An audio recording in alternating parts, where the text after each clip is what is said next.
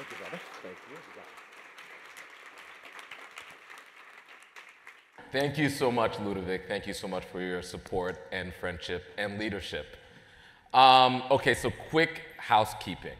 So I'm an organizer, that's my training, and I struggle with the inability of my training, which is like serious one-on-one conversations, and the fact that I'm on a platform talking to hundreds of people, there's a tension there. So we're gonna use technology in order to kind of like heal that tension. If you can, please take your phones out. Take your phones out, please. Your phones, take your phones out.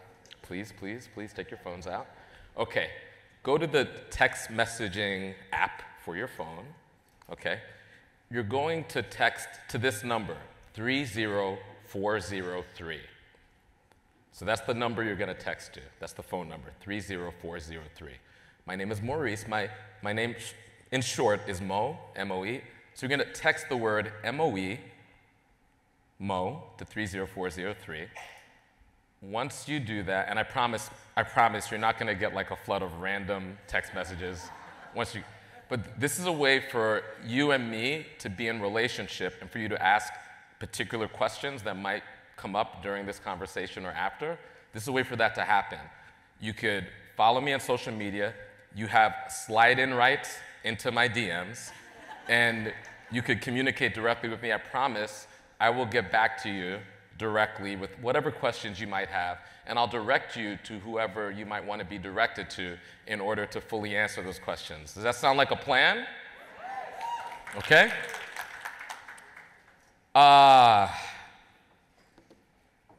Hello. Now that that's out of the way, I'm Maurice Mitchell, National Director of the Working Families Party. It's a true pleasure to be in community with all of you. I've seen some familiar faces, but for those of you that don't know me, allow me to introduce myself.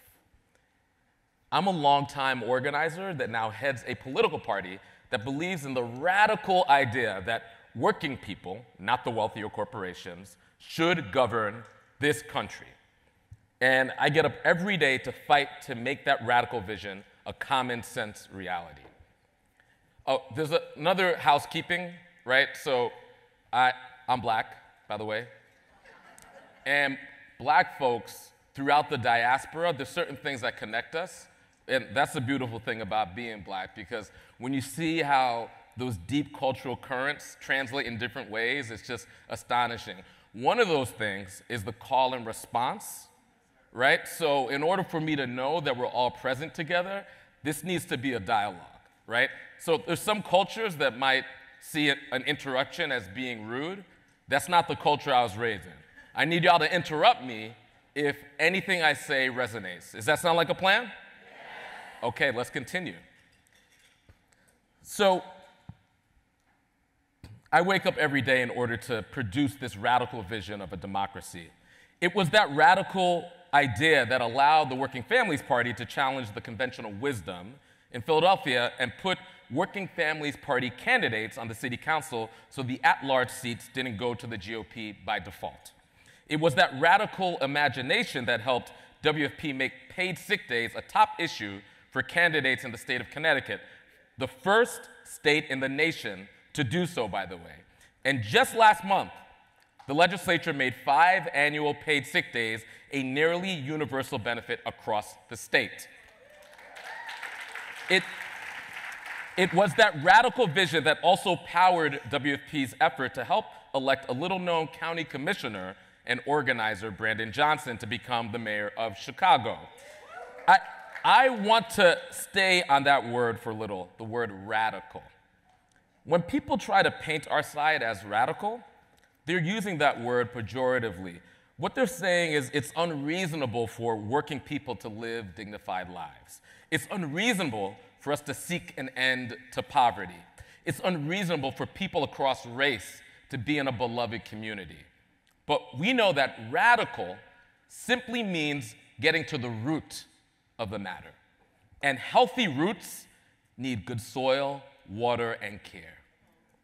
A radical imagination mandates us to be aspirational and unafraid of big ideas. In some ways, nations are woven together by big ideas. A nation's character is built on big myths. Currently, we're a nation engaged in a very serious debate about who we are. The answer to those existential questions does not lie in a marginal increase in the corporate tax rate or even a minimum wage that becomes a true living wage, although we should do those things, make no mistake about it. But I'm talking about going even bigger. A radical imagination is an idea that births national projects that bring us together across difference, that urges us towards political alignment and realignment. The bold thinking that emerged from Reconstruction that emancipated millions, or the post-war era that pulled American workers into dignified lives and thriving communities, or the Civil Rights era and the Black Power era that redefined the social compact. I would argue that we are at the precipice of one of those eras right now, as evidenced by your poll. Today, I hear about a lot of big ideas when it comes to governing. And who those ideas come from regularly shocks and moves many of us to anger because, unfortunately, comrades, we do not have a monopoly on big ideas. Some of the biggest ideas right now are coming from the right. They are dreamers. And yes, these are terrifying dreams, nightmares, but they are big ideas nonetheless. Defunding entire federal agencies, mass deportations, the reversal of Roe. If you've not read Project 2025, as Comrade Malkia mentioned, you should, or Donald Trump's interview with Time magazine, you should do so immediately. Not only are these big ideas, they've mapped out the steps and they're lining up the people and some of the machinery required to do it. In the words of Deepak Bhargava and Stephanie Luce, they are the practical radicals of the right wing. I want to digress really quick. I don't have a crystal ball. I don't know what the outcome of the election will be. I do know there are no guarantees.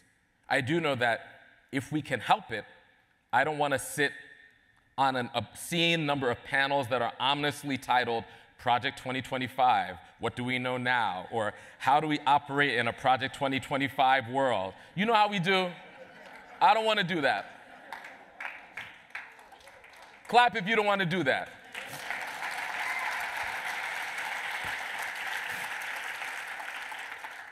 So with these next 139 days, we must do our level best to keep authoritarians from seizing governing power.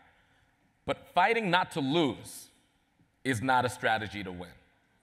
I'm going to say that again. Fighting not to lose is no strategy to win. We cannot keep telling people to fear the other side without putting forth our own wildest dreams. The right moves swiftly to govern on their ideas. Too often, pro-democracy forces, when they have power, place theirs on the shelf or make the dream so palatable it's meaningless. We keep telling people to vote so they don't lose when people are already losing. People are already losing their livelihoods, their reproductive rights, their sense of safety. We talk about some imagined authoritarian future when people are already living it in states like Louisiana. Y'all feel me? Law subversion alone will not cut it.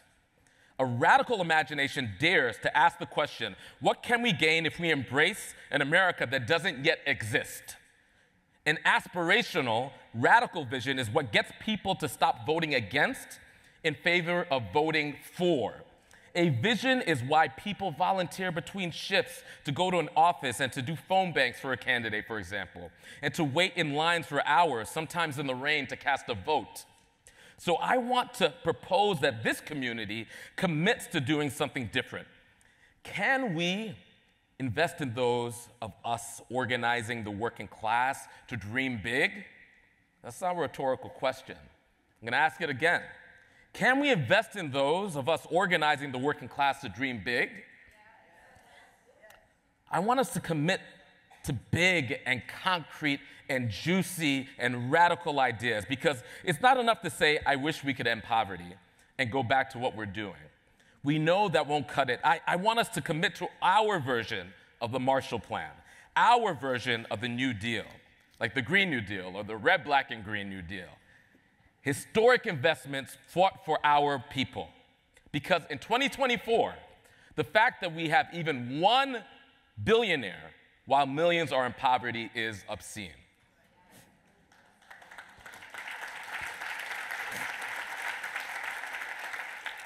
When we dream big, we can do big. The child tax credit was a tremendous policy success. It demonstrated that the government can transform the lives of working families. We can't unknow that now. That means every day, every single moment that childhood poverty continues in America is a choice. It's a political choice. We have to choose something different.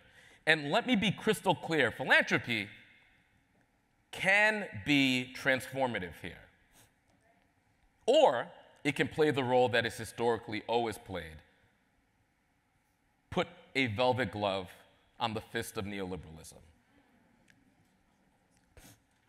Historically, philanthropy has been the PR firm of capitalism, which has steadily reduced the commons and the capacity of the state in service to privatization. Philanthropy makes privatization look attractive. A scholarship program here, a school voucher program there. The second thing it does is siphon resources from communities for endowed shares. It launders reputations via named wings in museums, theaters, and institutions of education. And in return, maybe we'll get an opioid crisis in the hundreds of thousands of deaths. We see you, Sackler family. These people have names. We should utter them. Or we'll get the Kochs, who are simultaneously funneling millions of dollars into Project 2025, while being one of the largest donors of the United Negro College Fund. Oh, we're telling truth here. Investing in the same demographic your advocacy looks to destroy is a choice, a nefarious one, an insidious one, but also actually, by design, the function of philanthropy under capitalism.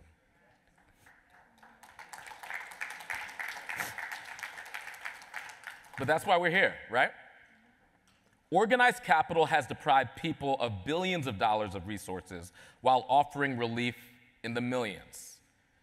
Taking tens of billions with one hand, offering hundreds of thousands and millions in the other, and then wanting to be adored and adorned and congratulating for that transaction.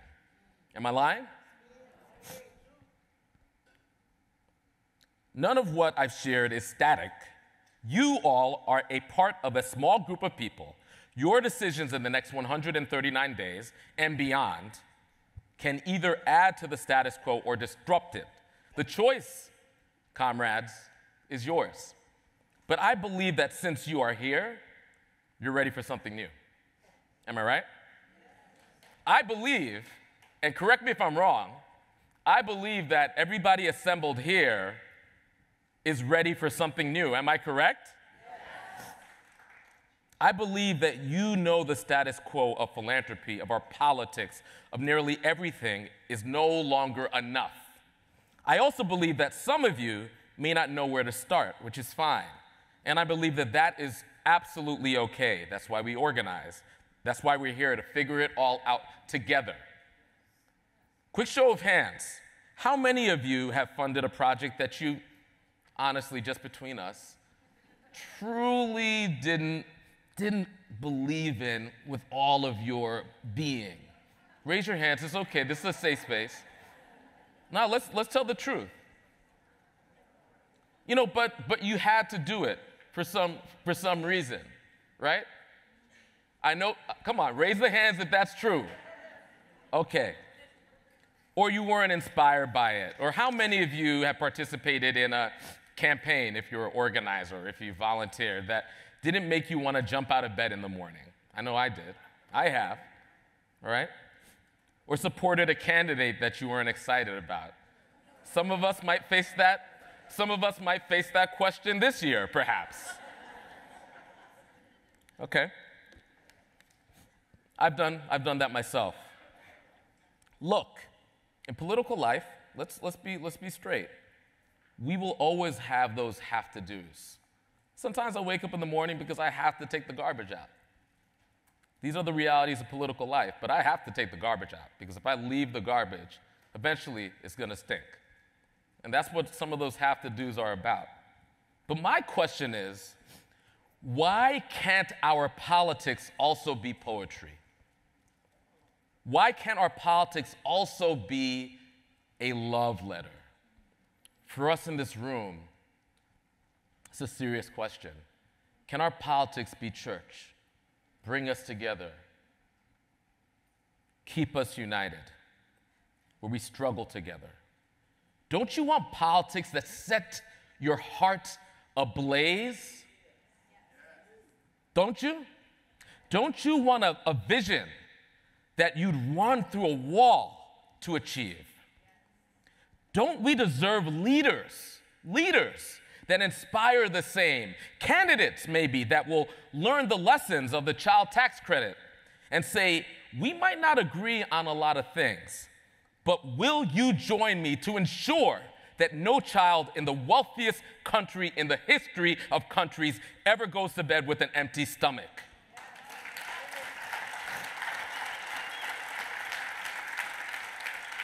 Leaders and candidates and organizations that will say, will we put aside our petty differences and come together and do what is historically our responsibility as adults for the children of America, for the children of the world, for the children of Gaza, for the children in the Congo? Don't we deserve that?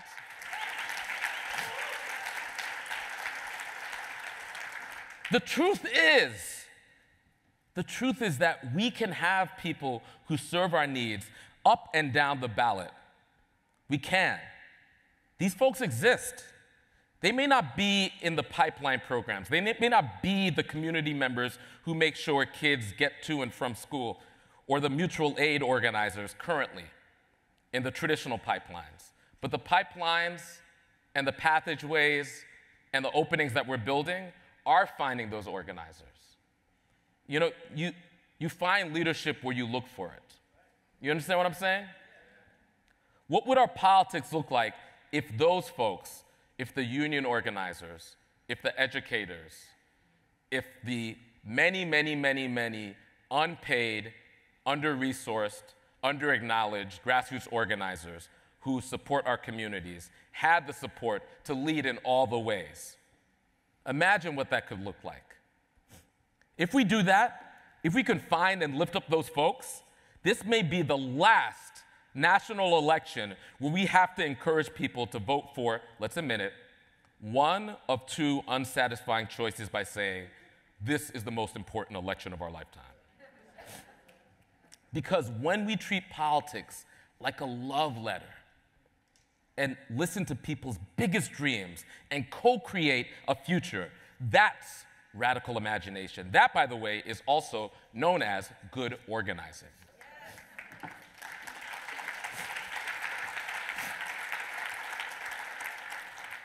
In 2020, our country was facing the choice between Biden and Trump with the backdrop of a social movement.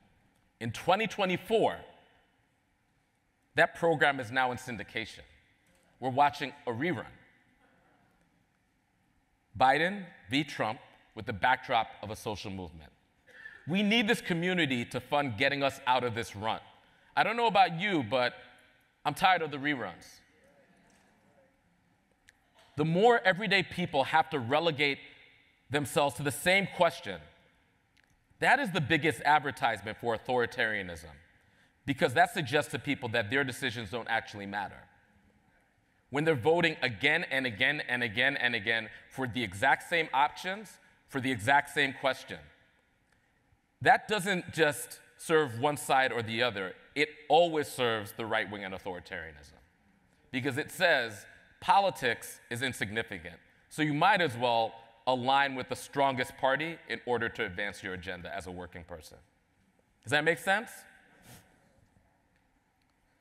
Which is why we must listen, and we can better serve and build that future. Speaking of listening and speaking of organizing, the Working Families Party has been listening too and learning a lot about working class people. We've done original research that's fascinating, drawing new connections to the millions of people who are so far away from spaces like this, who are convinced that our politics have rendered them invisible.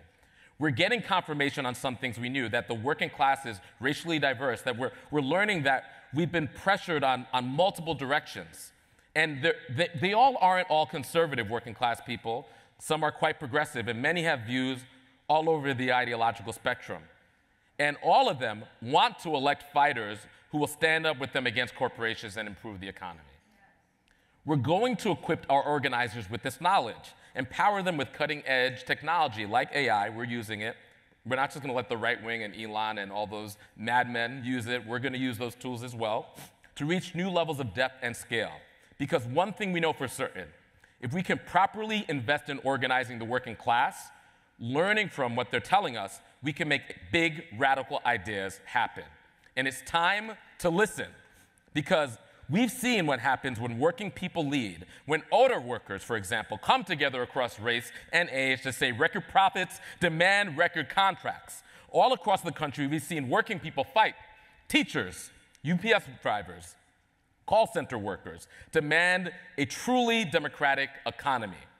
The data is all around us. When working people organize and fight, they win. They stopped playing small. They challenged the myth that they were powerless and their ideas don't matter. They showed that the people united are an unstoppable force. They proved that a few people with a good strategy can run the damn table. My question in this room is, what can we do here in this room? We should stop pretending that we are not powerful. As I scan this room has the command of billions of dollars of capital, does it not? That we're spectators in the sport of politics, or merely consumers in the marketplace of marginal progress. A group of billionaires can force the hand of the mayor of the largest city in America to suppress the civil rights of its youngest citizens using a WhatsApp group. How many people know that story? My question is, what can this group do?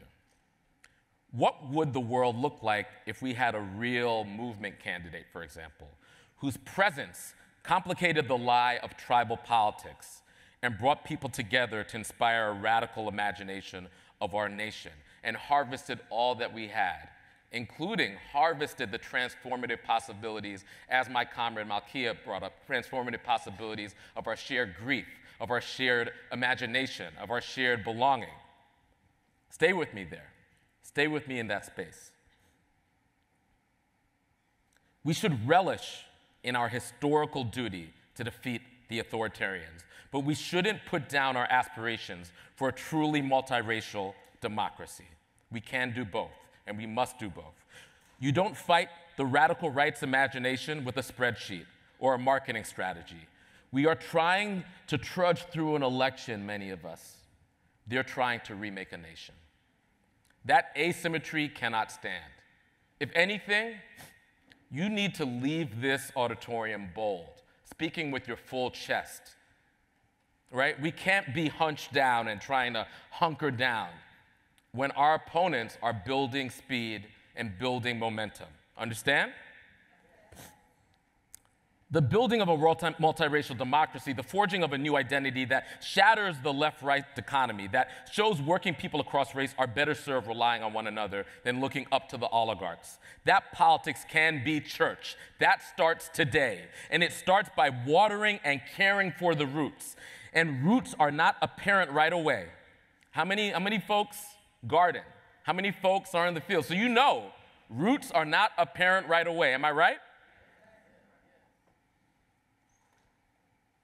But they need to be nurtured. We have to do that now. We have to make that commitment today.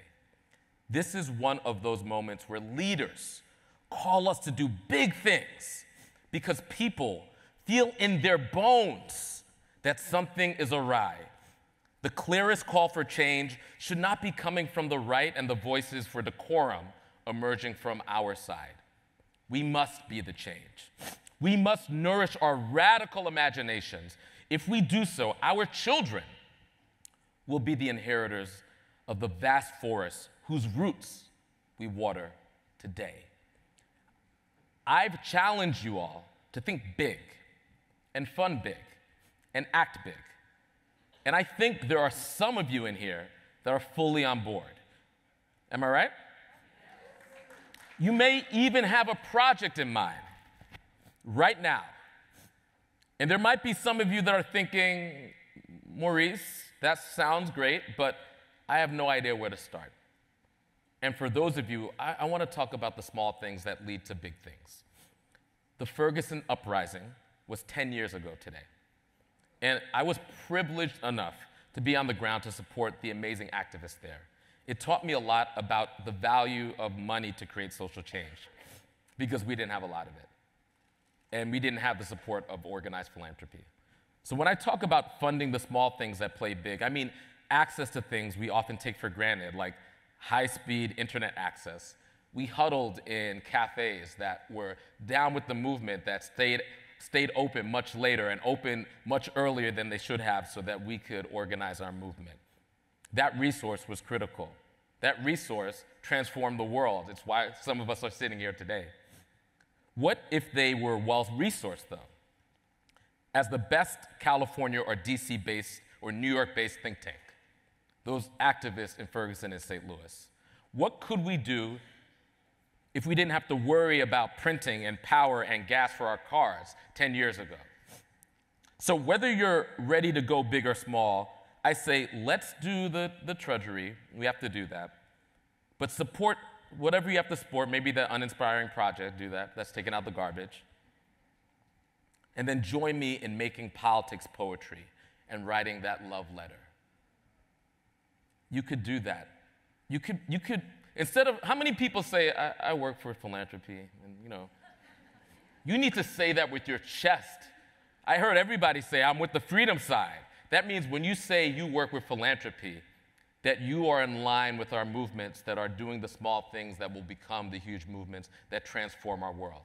Understand? Okay? We don't need you playing small. We need you being big. We don't need you pretending that you don't have the power that you have. That's not helpful to the movements that are building the new world today. Understand?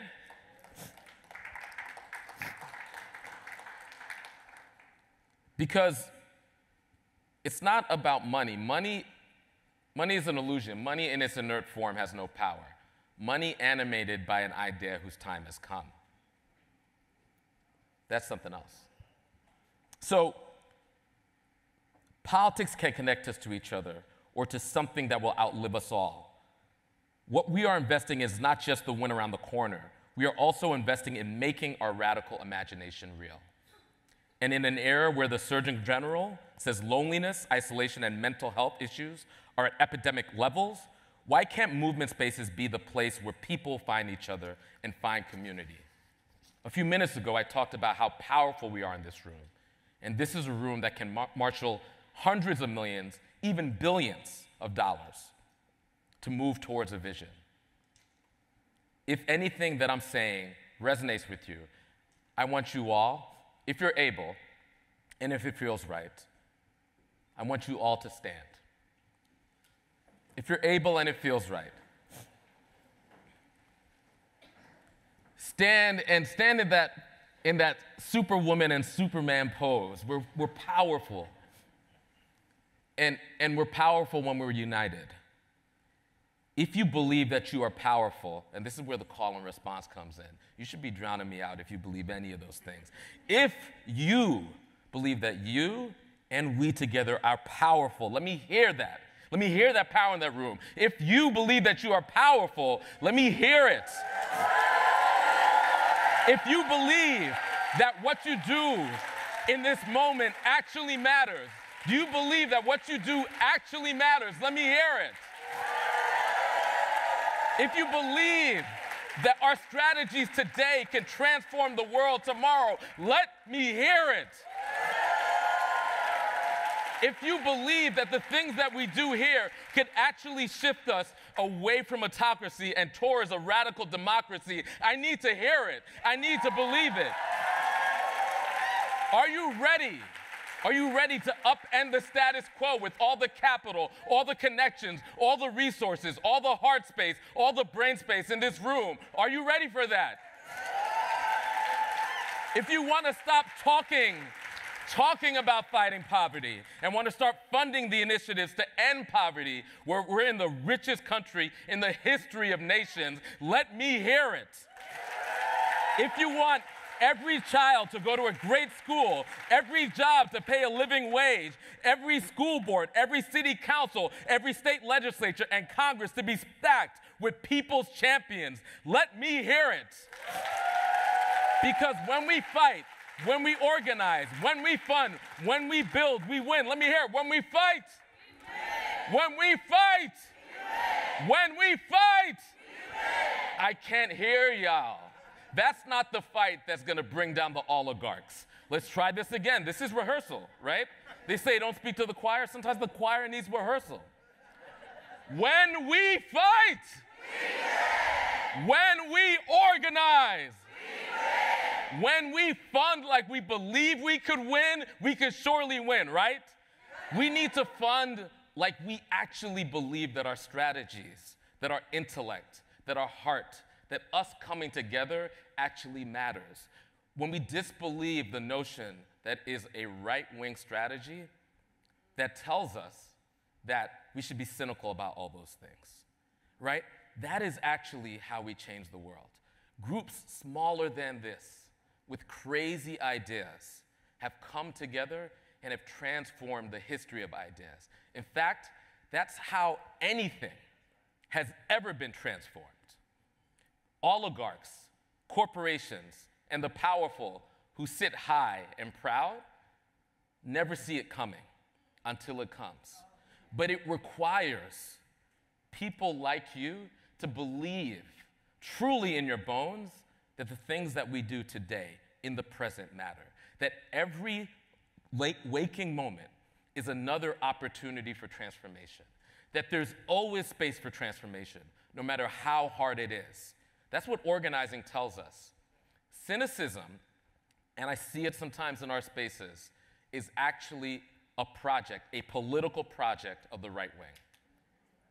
So when we walk around and say, this can't happen, we can't do this, we've never done it, believe me, that's the little oligarch in you telling you that you don't matter, telling you that nothing you could do ever matters. What I say is that there's a little tiny